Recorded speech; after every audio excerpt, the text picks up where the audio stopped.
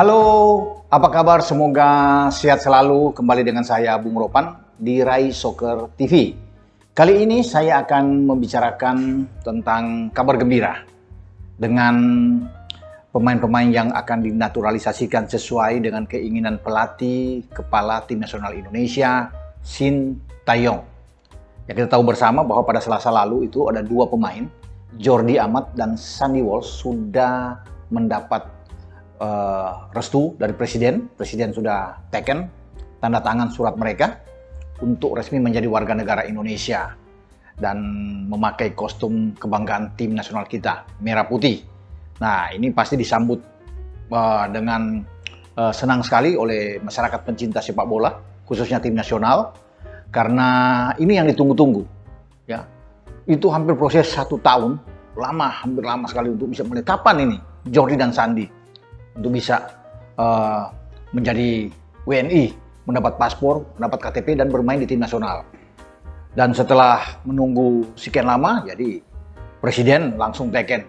Ketika dokumen semua sudah lengkap, sudah disetujui mulai dari proses wawancara di BIN, tes kesehatan oke, kemudian ada juga di Komisi 3 DPR RI, selesai sampai di Komisi 10 DPR RI dan semua merekomendasi, akhirnya Jordi dan Sandy mendapat restu dari Presiden. Ketika dokumen sudah sampai ke Sekretariat Negara, Presiden teken. Dan selamat buat Jordi dan Sandy yang dinantikan oleh banyak orang di Indonesia, di mana kalian harus bisa menunjukkan kehebatan kalian setelah mendapatkan kepercayaan dari pemerintah Indonesia. Nah, pada hari Selasa ya. Kemudian sehari sesudah itu pada Rabu kemarin, itu Komisi 3 juga sudah merekomendasi pemain ketiga yang dinaturalisasikan itu Sain Patinama. Nah, ini pemain dari Viking atau Viking FK yang bermain di Norwegia. Jadi dia menyusul Jordi dan Sandy. Kalau sebelumnya pada beberapa hari yang lalu itu Komisi 10 sudah merestui, merekomendasi juga keberadaan Sain Patinama ini untuk menjadi warga negara Indonesia dan bermain untuk timnas. Kemarin itu langsung diperkuat lagi oleh Komisi 3, merestui dan lebih enak. Artinya Sain Patinama ini menyusul Jordi dan Sandy. Dan surat-surat dokumennya sudah sampai ke Sekretariat Negara. Ya, sedang dilihat, diurus, dan mungkin saja Presiden 1-2 hari akan mengambil keputusan untuk teken lagi. Dan Sain bergabung dengan Jordi dan Sandy. Sehingga mereka bisa, kalau pada tanggal 15 sesuai dengan rencana, akan diambil sumpah misalnya di sana. Ya, ini enak. Tiga-tiganya akan diambil sumpah lewat online, lewat mereka seperti Zoom dari negara masing-masing, dan mereka cukup untuk mengikuti apa yang diinginkan untuk mengambil sumpah itu. Maka resmilah, walaupun memang masih ada satu step untuk pengalihan federasi ya, yang harus tapi yang penting sudah Presiden teken, udah aman, dan sumpahnya ini yang paling ditunggu-tunggu. Selesai, oke, mereka mungkin saja bisa dipanggil oleh STY, bergabung dengan tim senior kita yang akan nantinya memulai TC pada akhir November untuk mempersiapkan diri di Piala AFF nantinya.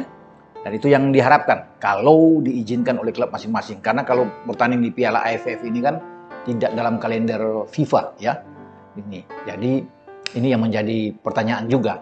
Sehingga was-was juga. Kalau Jordi ada di Johor Darul Taksim JDT di Liga Malaysia, Liga Super, karena JDT sudah juara, saya rasa bisa Jordi. Sandy dan Sain ini yang masih dipertanyakan. Tapi kan ketika Piala Dunia mulai, kompetisi di sana tuh libur. Nah, kalau mereka ingin TC untuk berlatih di Indonesia bisa saja mereka datang. Liga juga Norwegia tuh libur, kecuali nantinya pada Liga Belgia mungkin akan berputar usai Piala Dunia berakhir pada tanggal 18 Desember yang akan datang. Namun itu nanti ya tetap kita harapkan mereka bisa hadir setelah mendapat tanda tangan dari Presiden dan diambil sumpah. Jadi inilah kabar gembira ya, di mana kita tunggu-tunggu. Jordi itu bermain di jantung pertahanan di bek tengah, Sandy di bek kanan, Sain itu di bek kiri. Jadi ada pelapis, bagi Asnawi di kanan ada Sandy, bagi Pratama Arhan di kiri juga ada Sain. Nah, kalau di bek tengah jangan tanya, kita banyak pemain-pemain. Ada Elkan Bagot yang sedang bagusnya di Gillingham, kemudian ada Fakhrudin sang kapten kesebelasan kita, dari Skirido.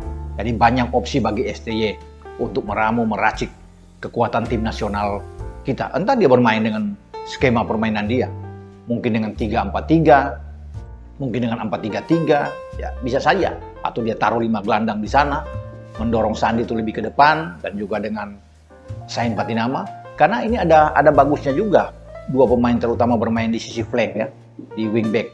Sandi itu bisa, kalau Asnawi bermain di kanan, Sandi bisa bermain di gelandang bertahan. Demikian juga sama dengan Sain Patinama, dia bisa bermain juga di gelandang bertahan kalau Pratama Arhan dimainkan lebih awal. Sehingga enak bagi STY untuk mengutak-atik formasi dia di dalam skema permainan tim nasional senior. Karena selain di Piala AFF, tim nasional senior ini akan ikut di Piala Asia pada 2023 di antara Juni-Juli.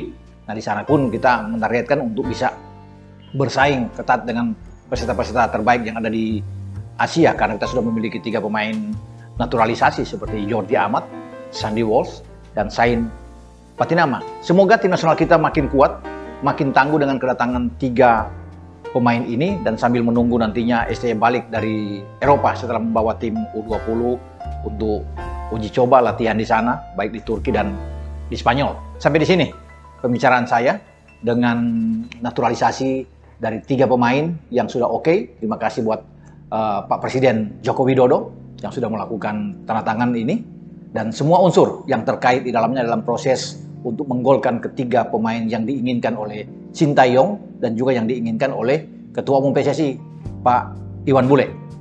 Ingat, bola itu bulat, giring terus.